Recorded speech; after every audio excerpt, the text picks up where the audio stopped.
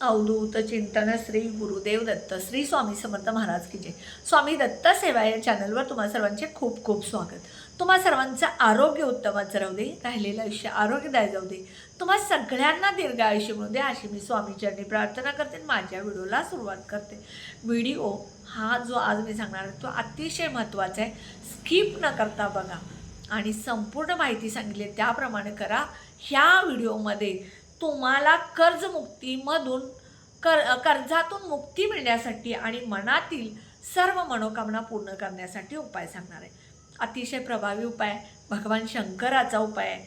भगवान शंकर, भगवान शिव हे जे आहेत ते अगदी भोळा शंकर आहे आणि त्या शंकराची जर आपण काही मनापासून पूजा सेवा जर केली तर त्याचं फळ ते लवकर देतात।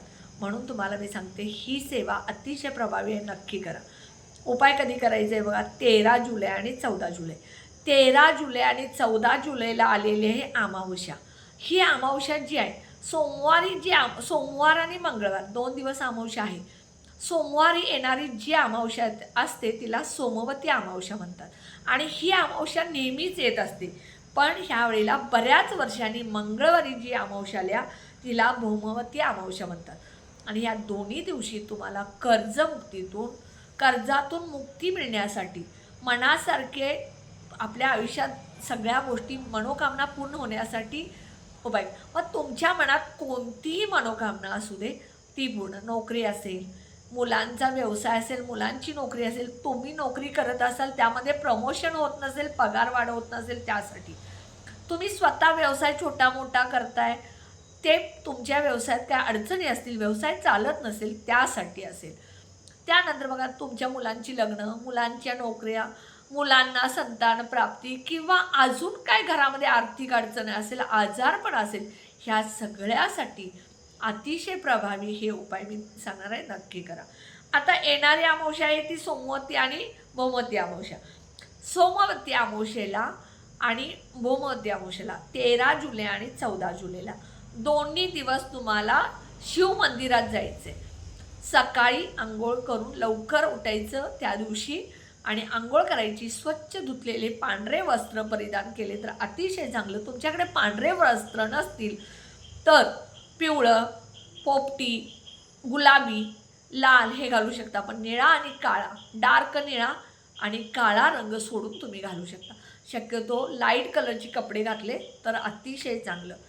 आणि तुम्हाला मंदिरात जाताना थोडंसं पाणी, कच्चं दूध, धोत्र्याचं फळ, धोत्र्याचं फूल, बेलफळ, बेलपान शक्य असेल तर, नसेल तर फुलं, काळे तीळ, हे अगरबत्ती, तुपाचा दिवा, हे सगळं घेऊन मंदिरात जायचं आहे। तिथे गेल्यानंतर सगळ्यात पहिल्यांदा तुपाचा दिवा, गाईचं शुद्ध गाईचं तूप असेल तर चालेल, नसेल तर तुमच्या घरामध्ये तुम्ही तयार केलेलं तूप घेऊन जायचं, त्याचा दिवा करायचा, म्हणजे दिवा घेऊन जायचा। एक मातीचा दिवा घ्या किंवा कणकेचा दिवा घ्या, कारण तो दिवा तुम्हाला तिथंच ठेवून यायचा आहे। त्यामुळं मातीचा दिवा तिथं तुम्ही ठेवून येऊ शकता किंवा कणकेचा दिवा करून घ्या। कणकेचा दिवा बनवत असताना तुम्ही त्या कणकीमध्ये मीठ न घालता फक्त दिवा बनवायचा, चिमूटभर हळद टाकून गव्हाचं पीठ मळायचं, त्याचा छोटासा दिवा करायचा।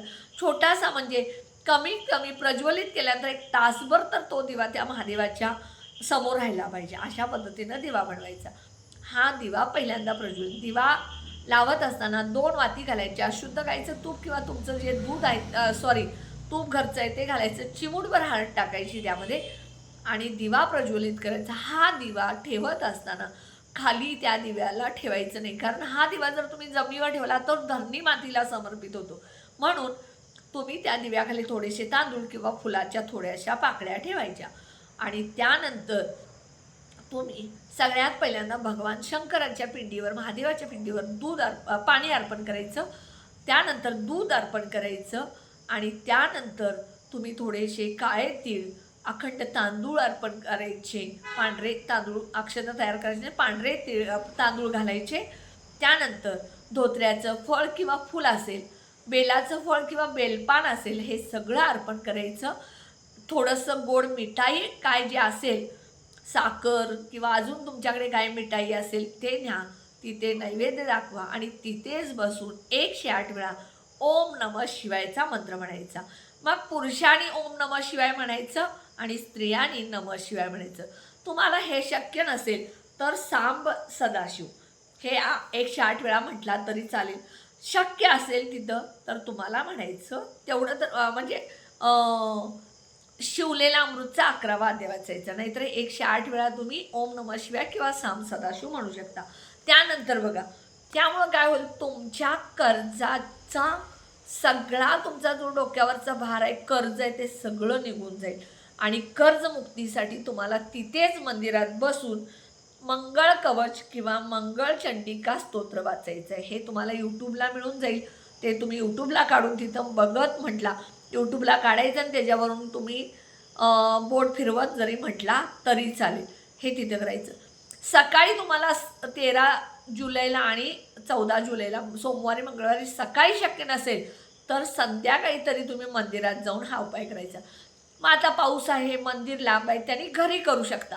पण मंदिरात का करायचं, तिथलं जे म्हणजे मंदिरामध्ये सकारात्मकता जास्त असते आणि तिथं जे वातावरण असतं ते शांत आणि तिथल्या वातावरणात एक ऊर्जा जास्त असते. म्हणून तिथं केला तर अतिशय चांगलं. पण शक्यच नसेल तर देवघरामध्ये महादेवाच्या पिंडीवरती हा उपाय केला तर चालेल. पण मी मनापासून सांगते, हा उपाय तुम्ही अगदी 13 आणि 14 जुलैला दोन्ही दिवस करा. तुम्हाला त्याचा फायदा होईल. तुमचं कितीही मोठं कर्ज असेल, भोळा शंकर तुमचं कर्ज दूर करा. पण हे कर्ज दूर तुम्हाला बसून नाही होणार घरात. तुम्हाला त्यासाठी प्रामाणिक राहावं लागेल. नोकरी करत असाल तर तिथं नोकरीमध्ये प्रामाणिक राहावं लागेल. व्यवसाय असेल त्यात लक्ष घालावं लागेल. आणि दुसरी गोष्ट, तुम्ही जे करणार आहे ते कर्म चांगले ठेवा. कधीही दुसऱ्याचं वाईट चिंतू नका.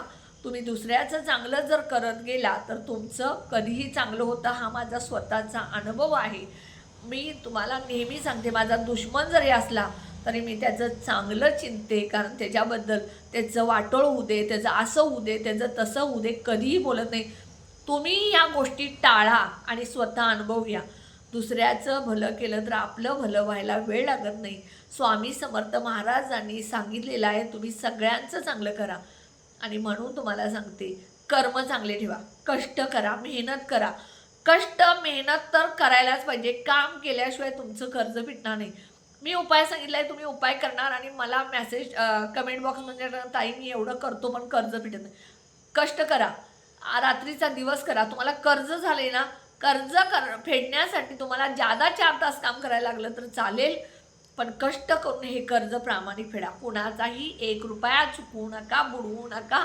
जर भाजीवाल्याचे तुम्ही 5 रुपये जर बुडवले तर तुमचे 50 रुपये जात असतात. बऱ्याच बायकांना सवय असते भाजी कमी करून मागायची किंवा भाजीवाल्याकडे सुट्टे पैसे नसले तर त्याला 4 रुपये 5 रुपये कमी द्यायचे. असं करू नका. कारण भाजीवालेसुद्धा कष्ट करतात. ते बघा, पावसा पाण्यात भाज्या विकायला येतात. शेतातून भाज्या काढणारे शेतकरी असतात.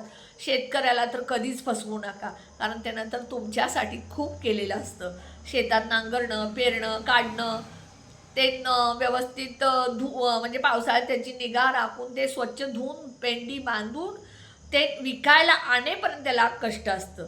आणि कुठलाही कुणी असू दे, किराणा मालाचं दुकान असू दे, तुमचं ब्युटी पार्लरमध्ये जात असाल, दवाखान्यात जात असाल, मेडिकलमध्ये जात असाल किंवा अजून कुठं तुम्ही फुलं घेत असाल, कुणाचाही 1 रुपया तुम्ही कधीही कमी करू नका आणि कधी कुणाला कमी देऊ नका. कारण कुणी नाही कुणी कष्टानं ते पैसे मिळवत असतं. आणि अजून एक सांगते, भिकाऱ्याला कधीही पैसे देऊ नका. कारण भिकाऱ्याला जर तुम्ही पैसे दिले तर तो मागणारा असतो, तुमच्यावर ती पैसे मागण्याची वेळ येत असते. म्हणून भिकाऱ्याला कधी पैसे देऊ नका. फुटपाथवर बसणारे गरीब जे आहेत त्यांना तुम्ही एखादा वडा, पाण्याची बॉटल द्या. तुम्हाला त्याचा आत्मा शांत झाला की झालं. पैसे कधी कुणाला देऊ नका, हे मी सांगते. आणि व्हिडिओ स्किप न करता बघा आणि उपाय करा. तुम्हाला त्याचा फायदा झाल्याशिवाय राहणार नाही. व्हिडिओला जास्तीत जास्त शेअर, लाईक आणि सबस्क्राईब करायला विसरू नका. कमेंट बॉक्समध्ये श्री स्वामी समर्थ लिहा. कारण स्वामी आहेत म्हणून आपण आहे. जिथे स्वामी आहेत तिथे आपण आहे. आणि स्वामींच्या चरणाजवळ गेलं तर आपल्याला कधीच कशाची कमी पडणार नाही आहे. त्यामुळे नक्की कमेंट बॉक्समध्ये श्री स्वामी समर्थ लिहा. श्री स्वामी समर्थ.